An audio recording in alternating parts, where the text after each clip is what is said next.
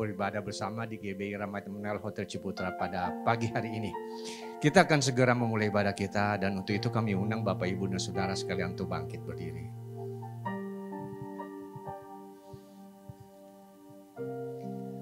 Mari kita arahkan hati dan pikiran kita kepada Tuhan dan kita bersatu di dalam doa.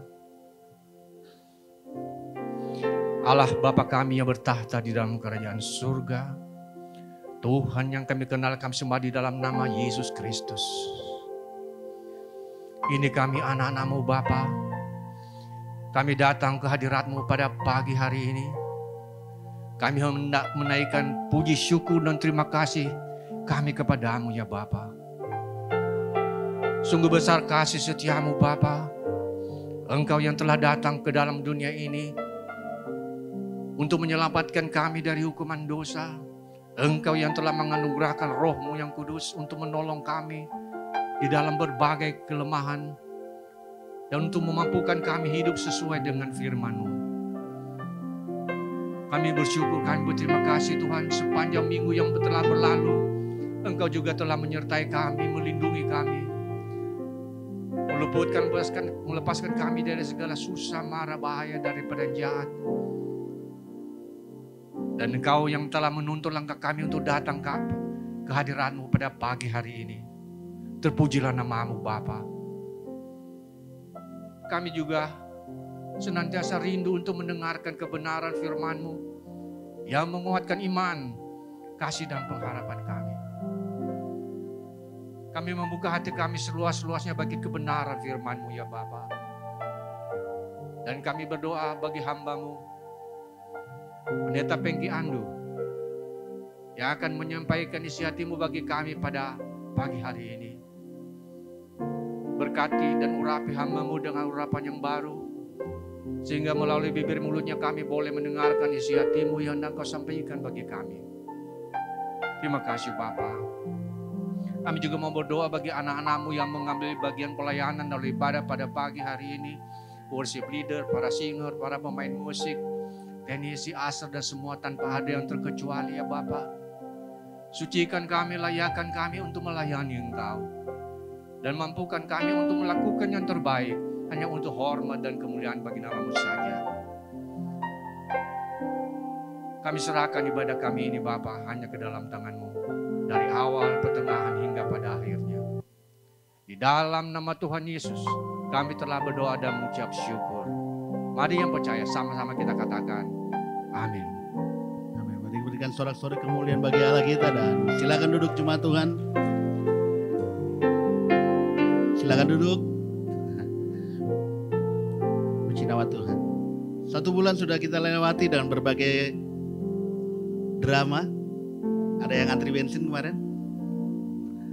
Puji Tuhan. Tapi sekarang saya percaya berapapun harga bensin, berapapun harga semuanya itu, kita tetap punya Tuhan yang besar yang mampu mengatasi segala perkara dalam hidup kita. Amin.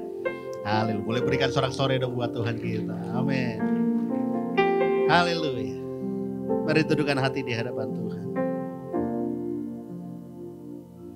Ku hidup karena percaya, Kau yang berjanji setia.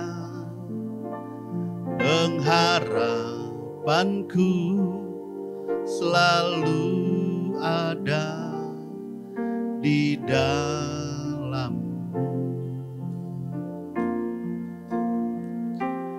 Ku tidak akan menyerah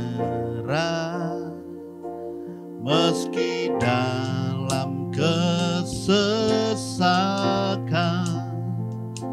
Seluruh hidupku dalam genggaman-Mu.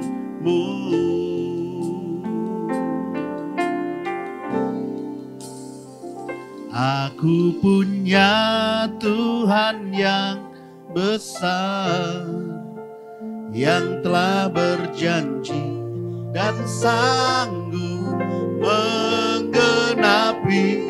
Imanku bersepakat percaya kuasa-Nya. Ku terima sekarang kemenangan dari-Mu. Haleluya. Terima kasih Tuhan. Aku punya Tuhan yang besar, aku punya Tuhan yang sanggup melakukan segala perkara. Dan aku yakin, percaya, segala perkara dapat kutanggung di dalam Dia yang memberikan kekuatan. Haleluya. Di tengah keheningan kami ingin mengatakan terima kasih Bapak. Untuk keluarga yang Kau rawat dengan baik. Menjadi suami yang mencukupkan nafkah. Bertanggung jawab terhadap istri dan anak-anak. Di mana istri sebagai ibu merawat anak-anak dan suami dengan penuh cinta dan kasih sayang. Terima kasih untuk wujud itu semua. Dan kembali hari yang kami nantikan, di mana pikiran, jiwa, dan roh kami akan diisi, baik oleh kuasa, baik oleh pengetahuan dari Bapa, sehingga besok kehidupan kami menjadi maju selangkah daripada hari ini. Terima kasih Bapa, berkati GBI-REM, berkati kami semua. Roh Kudus tuntun pembicaraan hamba-Mu untuk mudah difahami dan dimengerti lewat firman-Mu. Kami siap untuk diberkati dan memberkati, karena doa ini kami alaskan di dalam nama Bapa, Putra dan Roh Kudus, di dalam nama Tuhan Yesus Kristus. Amin. Silakan duduk. Selamat hari Minggu, selamat beribadah. Kemarin teman saya ngomel-ngomel karena uangnya ketipu 1 juta. Dia cerita, dia ingin membeli tiket ke Surabaya lewat media online. Setelah membayar uang muka, dia telepon kembali, kapan tiketnya dikirim untuk kami lunasi. Ternyata nomor telepon itu tidak pernah ada. Ini yang namanya oknum. Dan saudara tahu ada istilah baru. Kalau oknum ini perempuan, namanya oknum Mia. Ya. Tapi kalau oknum ini pria, namanya oknum mono. Ini istilah sudah agak lama, cuma jarang saya sebut. Oknum itu bukan lembaga, bukan institusi. Tapi dia persona pribadi. Tujuannya ego dan kepentingan diri sendiri. Nah, lewat pengalaman teman saya ingin memperkenalkan kepada Anda tentang sebab akibat. Kenapa moral mereka bisa begitu? Begitu murah. Dengan uang 1 juta, nipu sana, nipu sini. Jadi saudara harus tahu apa bedanya religiositas, moralitas, dan spiritualitas. Yang pertama, religiositas adalah sebuah kondisi seperti kita di tempat ini, beribadah 1 jam. Ngikutin liturgi, nyembah, kasih kolekte. Ini belum tentu spiritualitas. Tapi yang jelas itu adalah moralitas. Memberi waktu 1-2 jam dalam tanda petik untuk beribadah kepada Tuhan. Ya, itu namanya religiositas. Kalau moralitas itu adalah sejauh mana hubungan saya pribadi dengan Tuhan. Itu spiritualitas.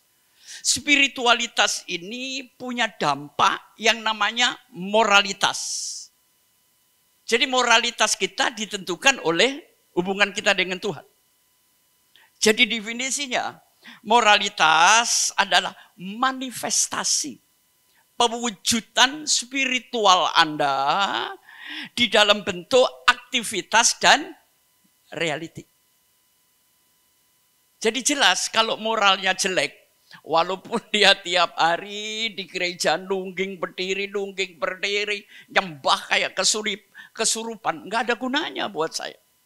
Moralitas adalah wujud atau manifestasi hubungan Anda dengan Tuhan di dalam bentuk aktivitas sehari-hari dan bisa dilihat orang. Ya. Kemudian pertanyaannya Pak Pengki, gimana sih kita punya moralitas yang tinggi?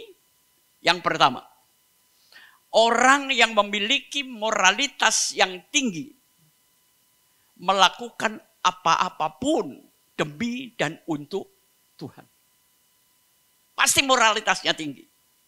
Karena buat orang ini pekerjaan adalah ibadah, posisi adalah amanah. Amin. Ingat loh. Saudara jadi manajer, saudara jadi jenderal, itu adalah amanah.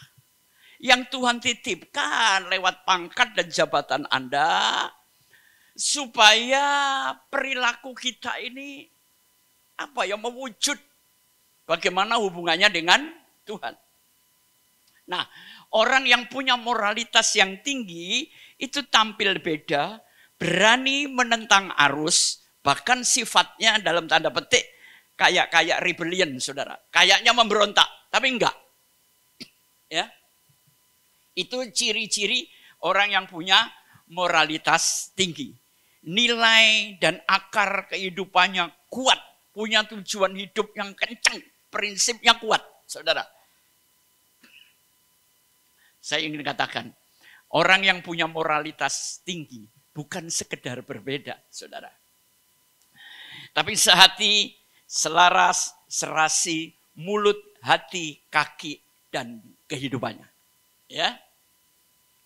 Jadi saya harap kegiatan Anda setiap minggu beribadah, berdoa, harus tercermin dari sebuah moralitas. Dari buahnya, maka Anda dikenal pohonnya.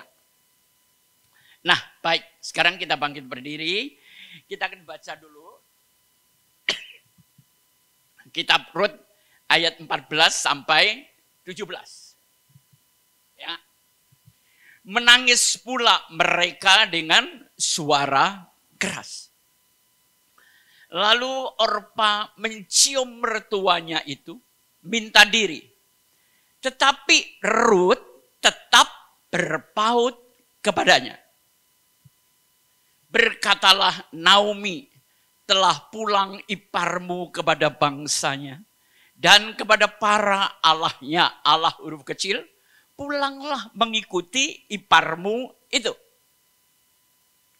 Tetapi kata Rut, janganlah desak aku meninggalkan engkau dan pulang dengan tidak mengikuti engkau. Sebab kemana engkau pergi, ke situ jugalah aku pergi. Dan di mana engkau bermalam, di situ jugalah aku bermalam. Bangsamulah bangsaku, dan Allahmulah Allahku. Yang terakhir, di mana engkau mati, aku pun mati di sana. Dan di sanalah aku dikuburkan. Beginilah kiranya Tuhan menghukum aku. Bahkan lebih daripada itu, jikalau sesuatu apapun memisahkan aku dari engkau, selain daripada maut. Amin. Silakan duduk. Saudara senang mana? Produksi dalam negeri atau luar negeri? Yang jujur aja. Jujur, kita semua lebih menghargai barang bermerek dari luar negeri. Padahal batik kita itu dielu-elukan di seantero dunia. Ya. Karena begini, sekarang ini banyak orang mengeluh. Anak-anak muda yang punya pendidikan atau ijazah sulit mencari kerja.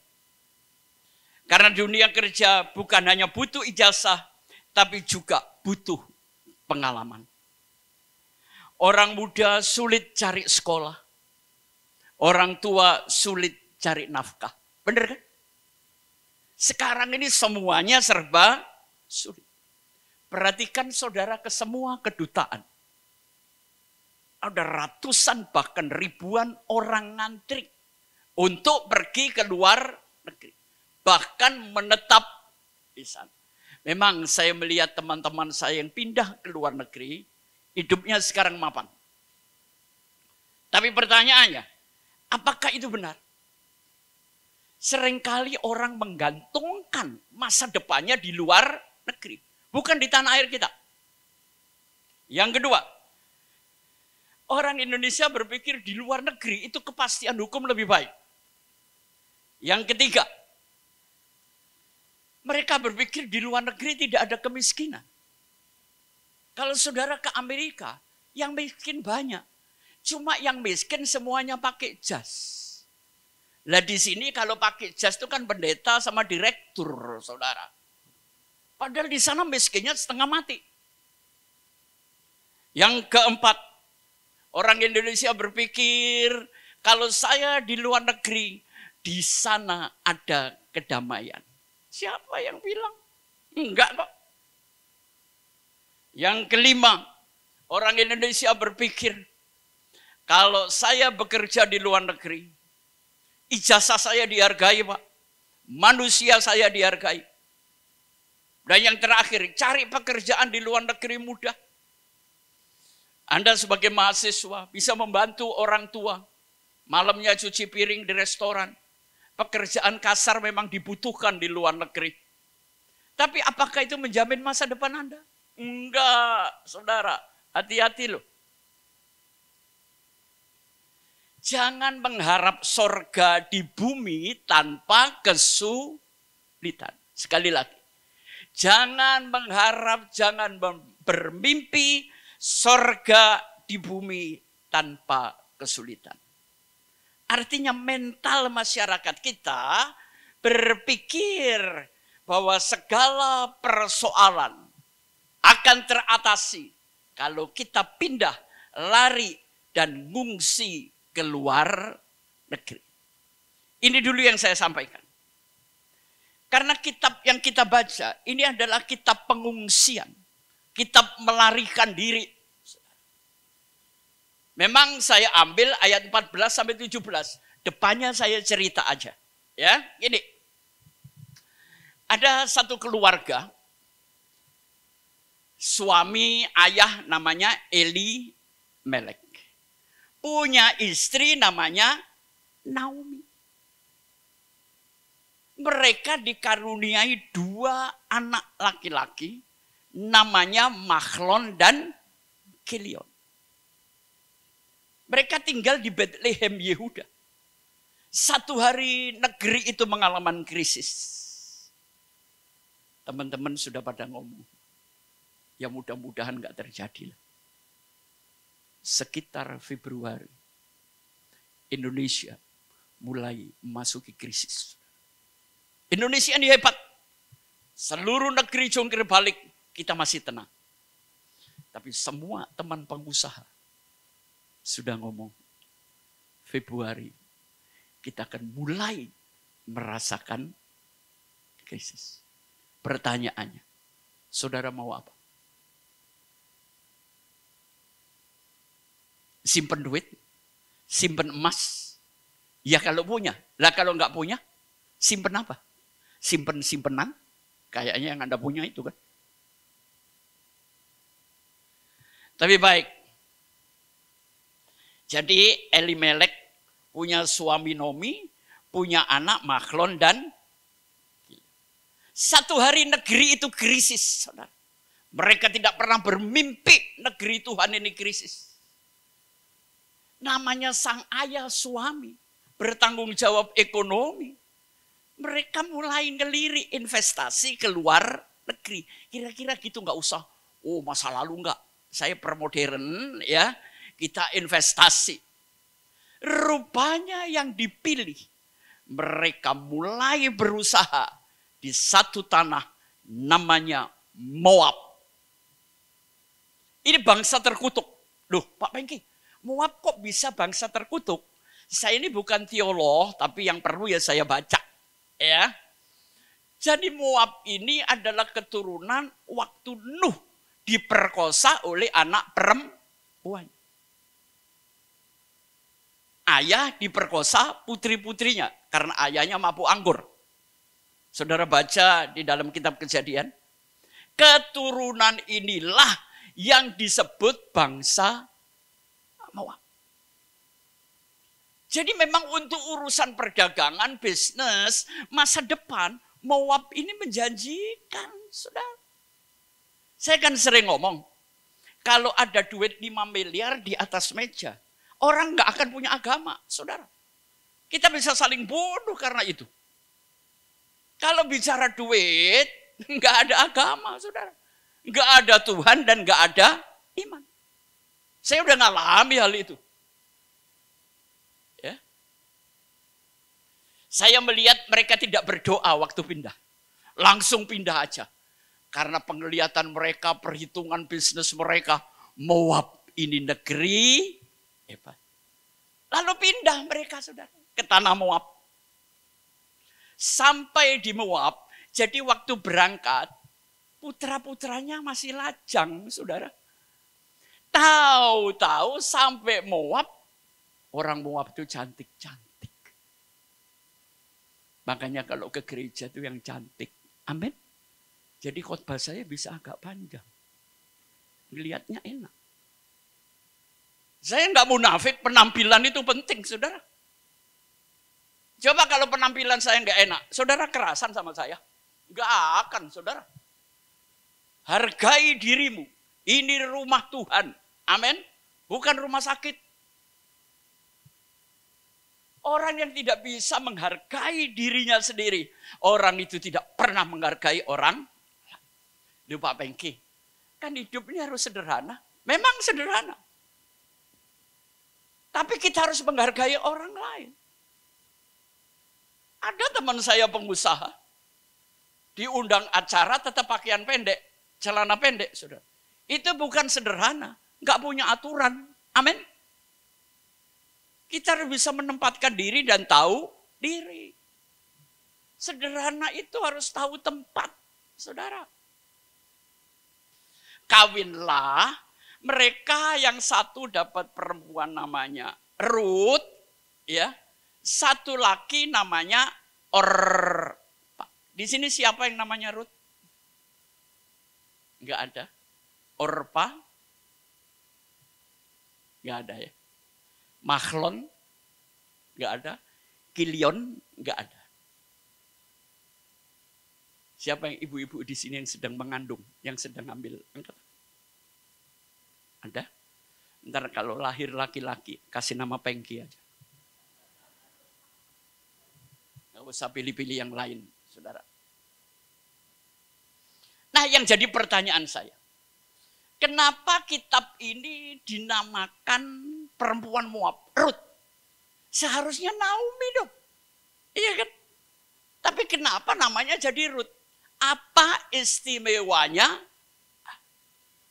Jadi karena krisis ekonomi, keluarga ini pindah. Saudara. Dengan maksud menggantungkan masa depan di luar negeri. Tapi 10 tahun mereka di sana. Elimelek mati. Kedua anaknya mati. Buat apa harta kekayaan di Moab, tapi ujungnya mati?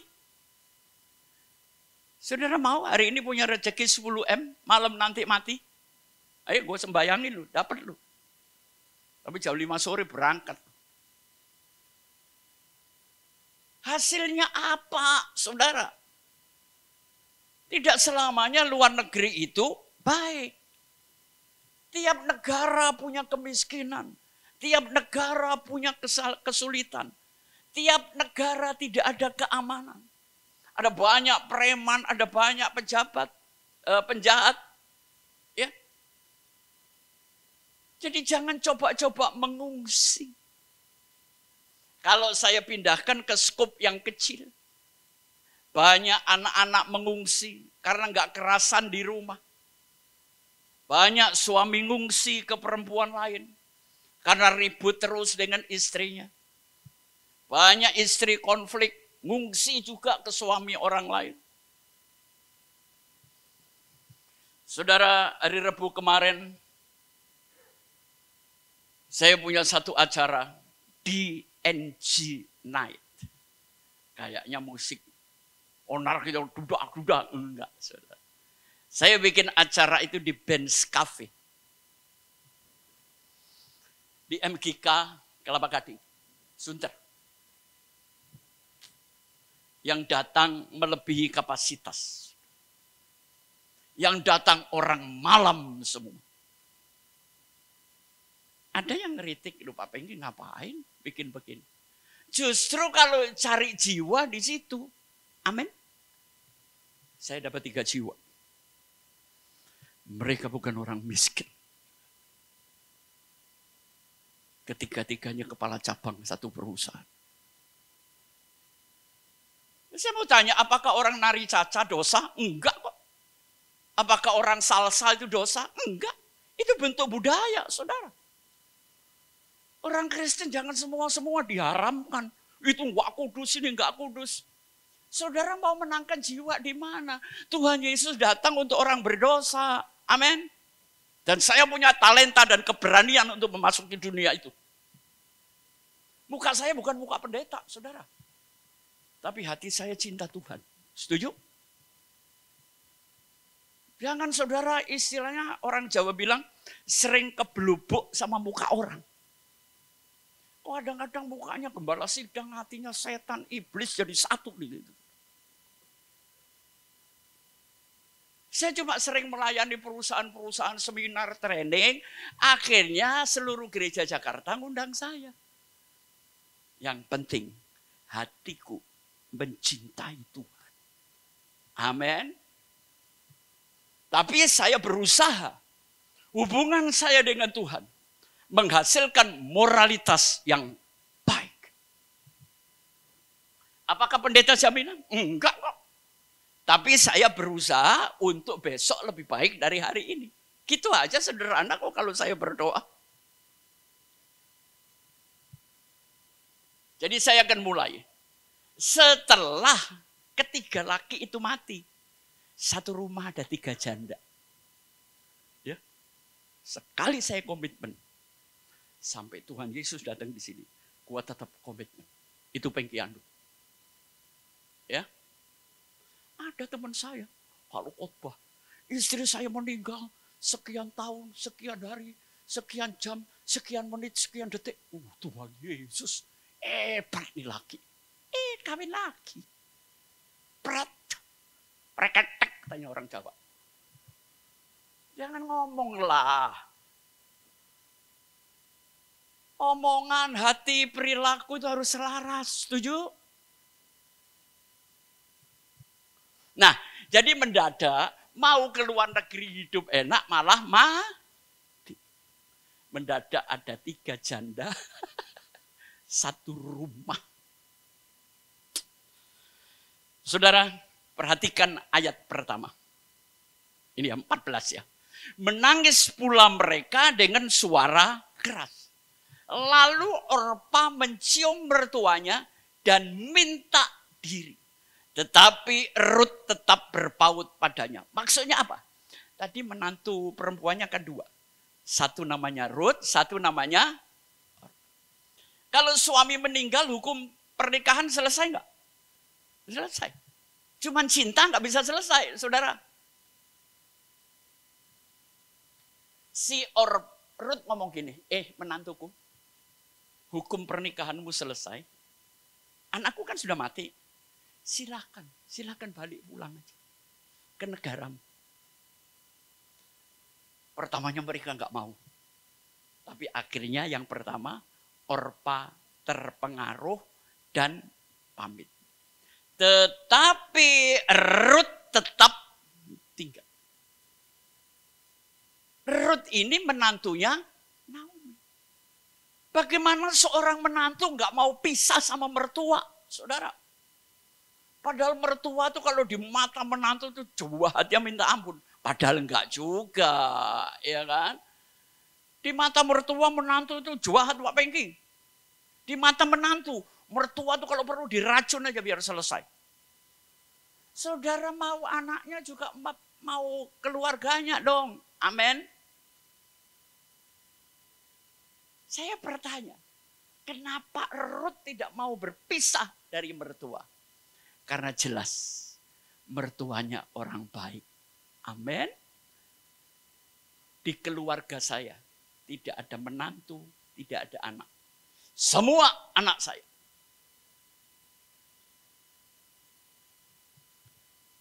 Sini siapa yang sudah jadi menantu? Angkat tangan. Ya, yang perempuan. Anda ngerti menantu sih?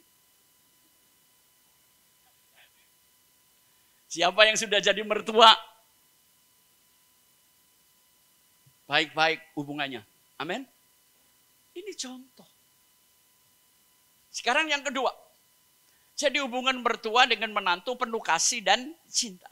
Ini mertuanya ngomong. Berkatalah Naomi, telah pulang iparmu kepada bangsanya dan kepada para allahnya. Jadi Rut sama Orpa ipar-iparan kan? Ya. Pulanglah mengikuti iparmu. Dia didesak, saudara. Tapi dia punya prinsip. Kadang-kadang keadaan sangat mendesak kita. Tapi prinsip kita harus lebih kuat daripada keadaan. Amin. Jangan karena desakan orang lain. Karena desakan uang, desakan kepentingan, desakan ego. Prinsip dan iman Anda hancur. Jangan. Sekarang yang ketiga, kita mau selesaikan. Ayat 16. Ini, makanya Rut itu bukan bangsanya. Dia bangsa kafir. Tapi namanya masuk Alkitab. Karena apa? Moralnya baik di mata Tuhan. Sedangkan Naomi itu anak Tuhan. Tapi namanya tidak dijadikan judul Alkitab, saudara. Ya. Tetapi kata Rut, jangan desak aku meninggalkan engkau. Hebat ya. Anak menantu sampai melebihi mertua, melebihi ibu kandung. Dan pulang dengan tidak mengikuti engkau. Kalau Rut mau mengikuti Naomi, berarti Naomi memberikan keteladanan yang baik. Setuju? Orang tua jangan cuma marahin anak, tapi berikan teladan. Jangan nanti ada telepon papanya ngomong begini, John, bilang papa nggak ada. Itu kan papa dodol. Dan si Jono ngomong, papa bilang papa nggak ada. Kan konyol, saudara. Kadang-kadang orang tua berbohong dan mengajar bohong di depan anak. Jangan. Sebab kemana engkau pergi, ke situ jugalah aku Jarang kan menantu bergantung kepada mertua? Jadi perhatikan orang-orang yang lebih tua. Langkahmu akan diikuti oleh yang lebih muda. Mengikuti, ini langkah-langkah hidup kita. Orang percuma bisa khotbah hebat. Tapi keteladanan nggak ada, saudara. Ya. Jadi biarlah anakmu mengikuti langkah-langkahmu, bapak, papa, father, ya. Hati-hati dengan langkahmu. Dan di mana engkau bermalam, di situ jugalah aku bermalam. Berarti siang malam rutin ini nempel terus. Ini padahal Naomi itu kaya atau miskin? Miskin. Tua. Miskin lagi. Tapi kenapa menantunya mau ikut? Karena dia punya kekayaan, kepribadian. Ingat mertua. Dia tuh sudah tua, jelek. Miskin lagi, ngapain gua ngikutin nenek-nenek begitu? Tapi yang cantik mengikuti yang jelek. Yang muda mengikuti yang tua. Kita boleh tua, saudara. Hebat ya, ini keluarga hebat. Di situ juga aku bermalam. Nah, di sini muncul nasionalisme. Moab itu bangsa terkutuk. Naomi bangsa Tuhan. Tapi Rut ngomong apa? Bangsamulah bangsaku. Ini namanya penginjilan sejati. Ini namanya memenangkan dan selanjutnya apa? Dan Allah mula Allahku. Gimana orang bisa ikut kita ke gereja? Kalau kita tidak pernah menjadi keteladanan. Setuju? Mertua, ajak menantumu. Menantu, ajak mertuamu. Setuju? Menantu saya. Dulu pacaran sama anak saya. Naik sepeda, Bu. Sekarang kayaknya minta ampun. Tapi Pengki tetap tidak mau duitnya. Amin. Yang penting rawat anakku baik-baik. Sama seperti aku mencintai putriku. Cintai dia seperti itu. Oke? Jadi ini pindah keyakinan, saudara. Pindah bangsa, nasionalis, kemudian pindah agama, pindah keyakinan. Kristenisasi itu enggak ada. Tidak ada seorang pun bisa menjadi Kristen kalau Tuhan Yesus enggak milih. Amin. Jadi omong kosong kristenisasi itu enggak pernah ada, saudara. Dan yang terakhir ayat 17. Di mana engkau mati, aku pun mati di sana. Ini namanya sehidup semati. Saudara pernah lihat? Istri mati, terus suaminya kayak sampai kintai, ikut terjun. Bukan jadi kupu-kupu, jadi curug ntar. Suami ngubur istrinya, ya sampai di sini aja. Gua pulang lagi. Kuburan belum kering, lu kawin lagi. Ya. Di mana engkau mati, aku mati di sana. Di sanalah aku dikuburkan. Beginilah kiranya Tuhan menghukum aku. Bahkan lebih daripada itu, jikalau sesuatu apapun memisahkan aku dari engkau. Selain dari maut. Bangsa terkutuk bisa ngikutin bangsa Tuhan. Naomi-nya di mana, saudara? Naomi memang kurang beragama. Tapi sikap hidupnya, moralnya menjadi contoh kita semua. Amin. Gak usah teriak-teriak agama. Gak usah teriak-teriak penyembahan dan doa lah. Yang penting keteladanan. Setuju? Bapak-bapak, kemana papa pergi, aku akan pergi juga. Wah, ini papa teladan. Tapi mental, pikirannya menyatu. Apa yang menyatukan mereka sebelum saya akhiri? Cinta, kasih sayang, penerimaan, saling memaafkan. Setuju? Mari di gereja ini kita lakukan seperti itu. Oke, saya putar multimedia. Di dalam tantangan ada peluang. Di dalam peluang muncul tantangan. Ya. Saya mau dengerin lagu saya dulu. Enak kan? Itu kan bukan lagu gereja. Terus kenapa? Tutup kupingmu kalau nggak mau dengar. Saudara mikir lagu Maui haram. Siapa yang bilang? Bukan di situ masalahnya, saudara. Tantangan dan peluang. Oke, naik satu, klik. Saudara di sini punya harapan.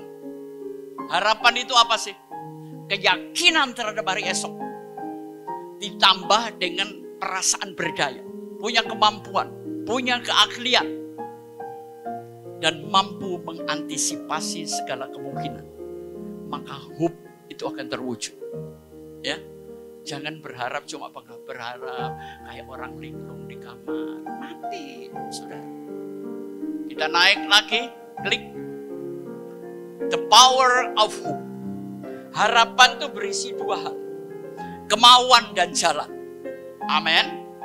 Di mana ada kemauan, di situ ada jalan. Bukan cuma mau, tapi nggak ciptakan jalan, nggak nyari jalan. Percuma. Naik lagi. Kenapa Anda tidak berhasil mewujudkan harapan? Yang pertama, karena tidak punya tujuan. Yang kedua, tidak tahu solusi. Dan yang ketiga, tidak berani memulai. Takut risiko, saudara. Ya, tidak punya tujuan, tidak tahu solusi, dan tidak berani memulai karena takut risiko. Itu kalau 1 ditambah 2 ditambah 3, harapanmu tidak pernah akan terwujud. Gak terwujud. Kita naik lagi.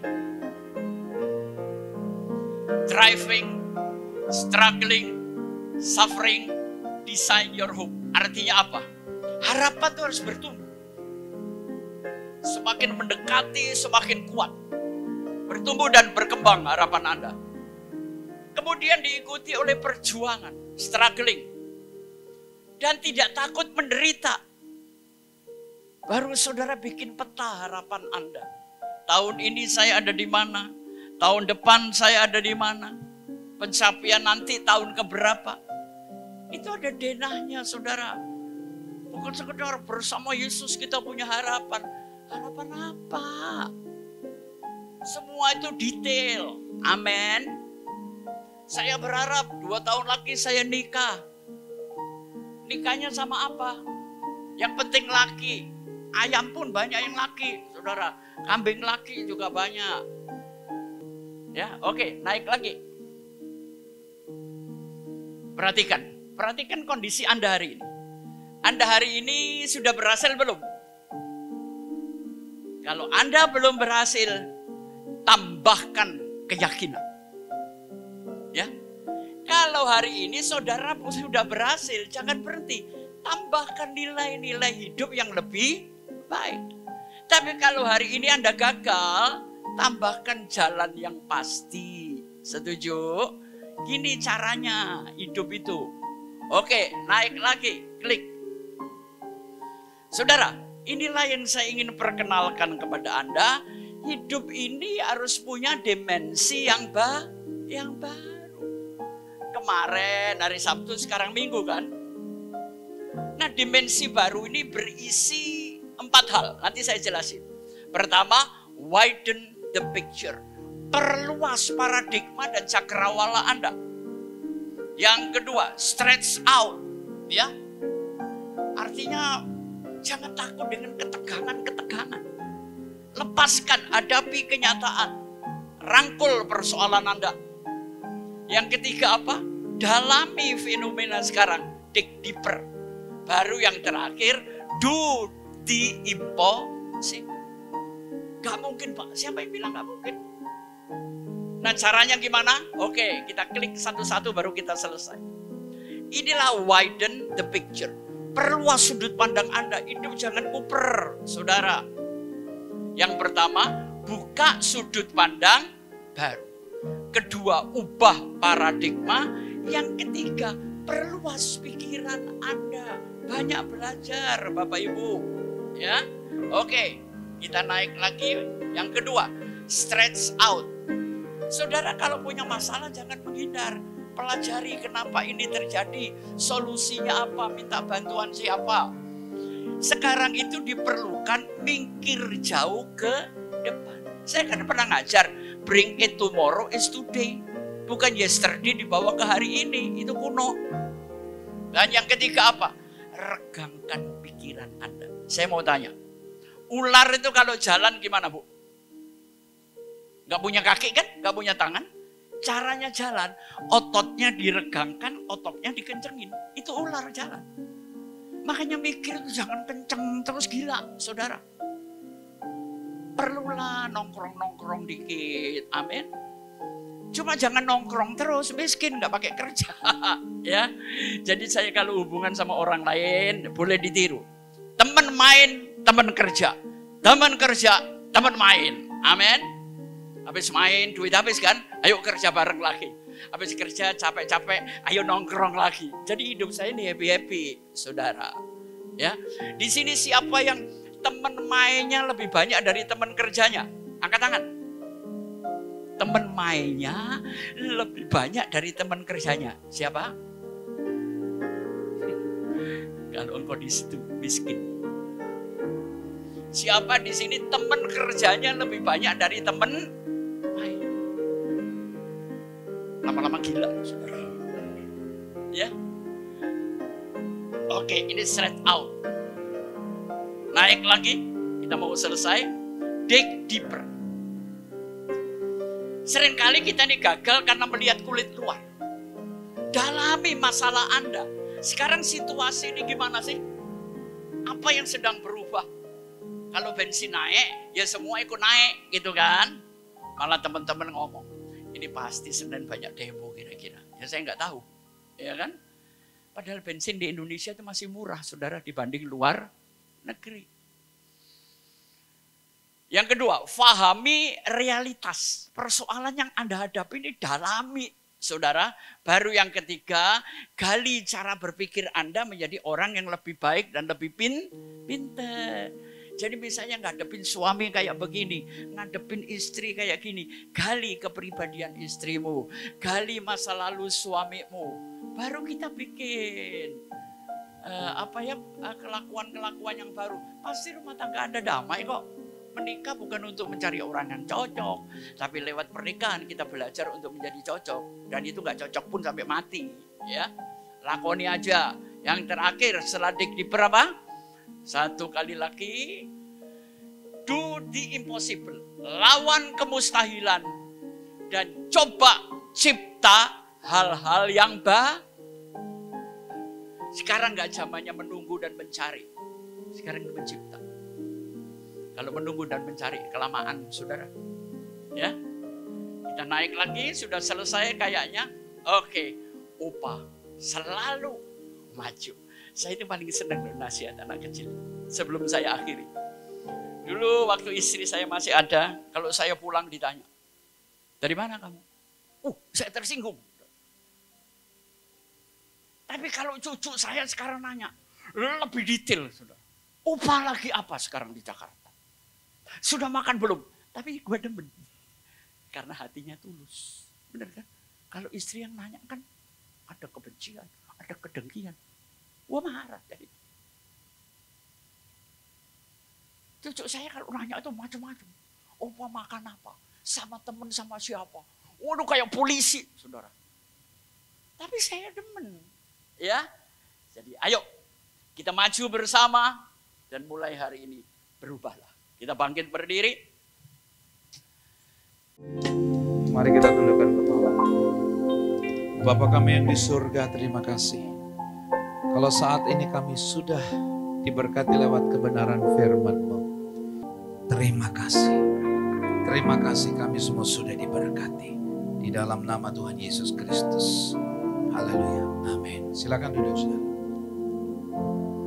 Haleluya. Puji nama Tuhan Yesus, sudah diberkati oleh perjamuan Nasa yang kudus, juga berfirman oleh Pastor Pegiandu. Kita semua diberkati, amin. Haleluya, baik. Puji nama Tuhan. Kita akan membawa persembahan kita. Dan seperti biasa kalau Bapak Ibu mungkin belum terima amplop, boleh lambaikan tangan, mungkin nanti pengerjakan yang ada. Boleh minta tolong dibantu.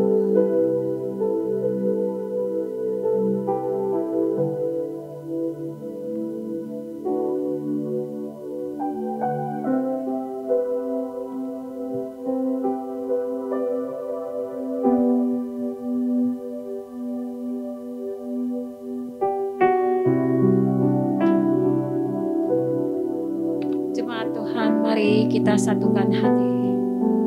Terima kasih Tuhan, terima kasih. Terima kasih untuk ibadah di awal bulan September ini Tuhan. Kami sangat diberkati. Kami diberkati melalui perjamuan kudus yang sudah kami terima. Terima kasih juga untuk hamba-Mu Pak Pengki Andu yang sudah menyampaikan firman-Mu Tuhan. Biarlah firman yang disampaikan menjadi rema dalam kehidupan kami, bertumbuh dan berakar Tuhan.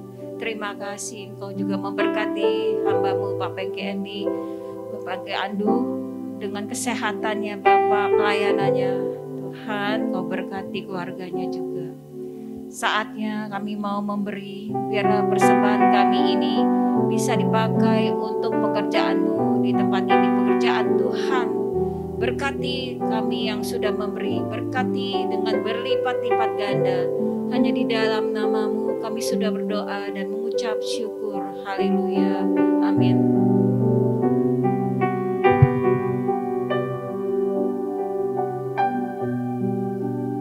Selamat memberi. Kita mau memberi dengan sukacita dan kerelaan hati. Kita juga mau belajar juga memberi yang terbaik. Untuk baptisan di bulan September akan diadakan di tanggal 17 September pukul 9 pagi. Saudara yang belum dibaptis dan ingin dibaptis segera daftarkan diri dan menghubungi nomor telepon yang ada tertera di layar di depan saudara. Selamat ulang tahun pada yang berulang tahun di bulan September. Saudara, dalam waktu dekat saudara akan dihubungi.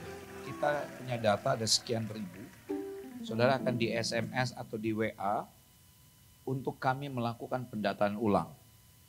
Ya, seperti kemarin saya bilang, apakah saudara masih ada di bumi atau tidak?